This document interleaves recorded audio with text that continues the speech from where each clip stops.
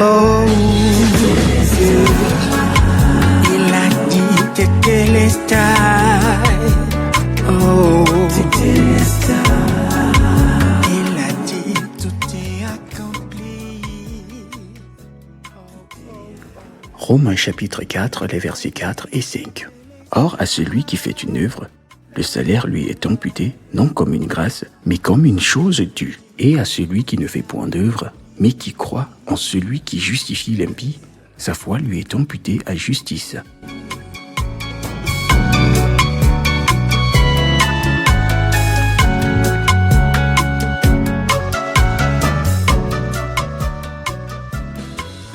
Bonjour, j'espère que vous avez bien dormi et que vous êtes prêts à écouter Tetelestai, notre méditation quotidienne avec le pasteur Paris Dalla. Tetelestai, tout est accompli. Dans le but que je sois sauvé. Alors bien-aimés, ce matin encore, nous sommes là pour méditer la parole de Dieu, nous sommes là pour interroger la Bible et pour sonder le cœur de Dieu derrière la parole, derrière les saintes écritures. Et depuis hier, nous sommes en train de parler de la distinction claire entre l'évangile et la religion, la distinction claire. Et il y a beaucoup de religions dans le monde, même dans le christianisme, il y a beaucoup de religions. Il y a beaucoup de religions dans le monde, mais il y a un seul évangile. Et en lisant le livre de Romains chapitre 4, bien-aimés, nous pouvons nous faire une idée de ce que c'est que l'évangile.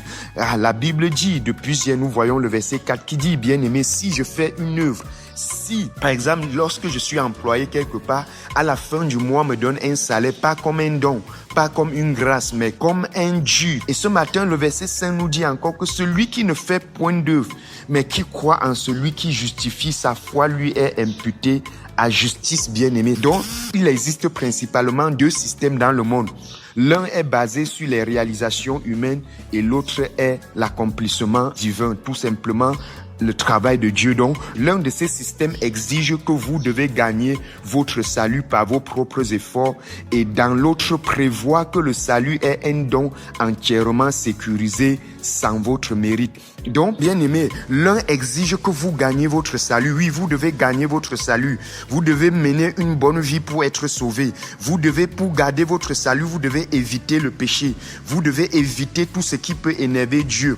En fait, dans l'un des systèmes, c'est le travail de l'homme. C'est l'homme qui doit faire les efforts pour être sauvé et pour rester aussi sauvé. Et sinon, bien aimé, il n'a pas le salut ou il perd ce salut. Et dans l'autre, prévoit que quoi? Dans l'autre système, on prévoit que le salut est un don entièrement sécurisé sans votre mérite. Donc, l'un des systèmes implique vos efforts et accomplissements personnels, tandis que l'autre requiert votre dépendance totale et votre confiance totale en Dieu. Donc, de plus, l'un des systèmes compromet votre vie.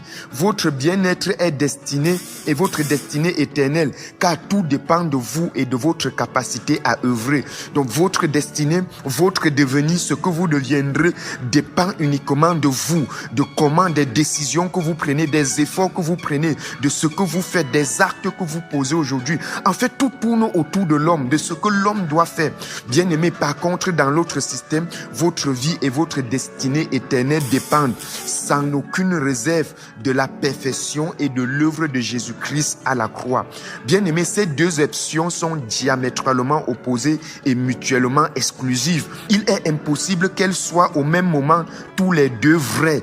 Donc, ces deux systèmes ne peuvent en aucun cas être vrais au même moment. On ne peut réconcilier la loi et la grâce. On ne peut réconcilier le salaire et la grâce. Soit c'est ce que vous méritez, soit vous êtes aujourd'hui ce que vous avez mérité. Votre salut, vous avez mérité. Votre destinée, vous avez mérité. Soit ça dépend uniquement de Dieu. Donc c'est diamétralement opposé. Ce deux routes parallèles qui ne doivent jamais se croiser quelque part. Voilà les deux systèmes que nous avons dans ce monde et que nous les retrouvons dans les religions et parfois dans le christianisme, bien aimé. Oh, elles sont incompatibles. Elles ne se rencontreront jamais. Laquelle des deux voudrez-vous recevoir, bien-aimé? L'évangile ou la religion? Le mérite ou la grâce de Dieu, bien-aimé? À savoir, l'apôtre Paul disait dans 2 Corinthiens 5, le verset 19, c'est dit que Dieu étant en Christ faisant la paix entre le monde et lui-même, ne te retenant plus les méfaits des hommes, et il nous a à présent donné la prédication de cette information bien-aimée. Ça, c'est une autre version de la Bible. Dieu était en Christ, réconciliant le monde avec lui-même, n'imputant point aux hommes leurs offenses, et il nous a chargés de ce ministère de la réconciliation. Donc, bien-aimé, le christianisme est la proclamation de la fin de la religion et non la venue d'une nouvelle religion. La croix de Christ démontre que l'homme n'a plus besoin d'essayer de gagner l'approbation de Dieu par ses propres efforts, mais que Dieu a recherché l'homme pécheur en le réconciliant à lui-même. Au travers de l'œuvre salvatrice de Jésus-Christ sur la croix, Dieu a résolu tous les problèmes du monde sans solliciter la moindre intervention de l'homme. Oui, d'où viens-tu que des années plus tard, après, l'homme veut aussi intervenir, comme si c'est par son intervention qu'il peut modifier ce que Christ a fait sur la croix ou améliorer ce que Christ a fait sur la croix. Dieu a travaillé pour vous sans vous. C'est ça l'évangile. C'est ça la grâce de Dieu. Dieu vous a sauvé sans vous. Dieu a résolu les problèmes de vos péchés sans vous. Dieu pour te sauver. Dieu pour payer la dette de tes péchés. Dieu pour sacrifier son fils sur la croix pour tes péchés ne t'a même pas demandé si tu veux ou pas. Si tu l'acceptes ou pas. Dieu a fait, c'est ainsi, l'œuvre de la croix a été faite. Cette œuvre est irrévocable. On ne peut pas améliorer cette œuvre. Bien-aimé, aujourd'hui, soit tu l'acceptes, soit tu ne l'acceptes pas. Donc Dieu n'attend pas de l'homme son intervention. C'est ça l'évangile qui est différent de la religion. Dans la religion, tout tourne autour de ce que vous devez faire. L'enjeu, c'est vous. Le résultat, c'est vous. La destinée, c'est vous. C'est ce que vous allez faire. Voilà pourquoi à la fin, la religion devient que fatigant. Bien-aimé, c'est une autre croix qu'on met sur toi. Bien-aimé, c'est comme si on te sort du monde où tu avais un peu de repos et on t'introduit dans la religion où tu n'as plus de repos maintenant. Toutes les nuits, c'est toi. Si tu dois être protégé, c'est ta prière. Si le sorcier doit partir, c'est à cause de toi. Si tu dois dormir en paix, c'est à cause de toi. Si tes péchés doivent être pardonnés, c'est toi qui dois travailler. Si tu dois être protégé, c'est tes combats spirituels qui doivent te protéger. Donc la religion, c'est l'homme qui était un peu en repos et on l'a pris, on l'a mis dans le travail maintenant. Il faut qu'il travaille dur. Voilà pourquoi les religieux parfois sont toujours fatigants.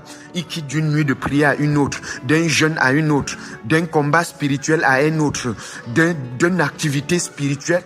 Tout le temps, bien-aimé, le cœur n'est jamais en repos avec le religieux. Il a toujours peur que le sorcier est en train de le guetter à un coin là, s'il ne jeûne pas beaucoup, s'il ne prie pas beaucoup, s'il ne fait pas trop de combats. Il a toujours peur. Le cancrera passe, il a peur. L'hibou passe, il a peur. Il voit le sang sur la porte, il a peur. Il rêve, il voit le secret. Il est dans une forme de...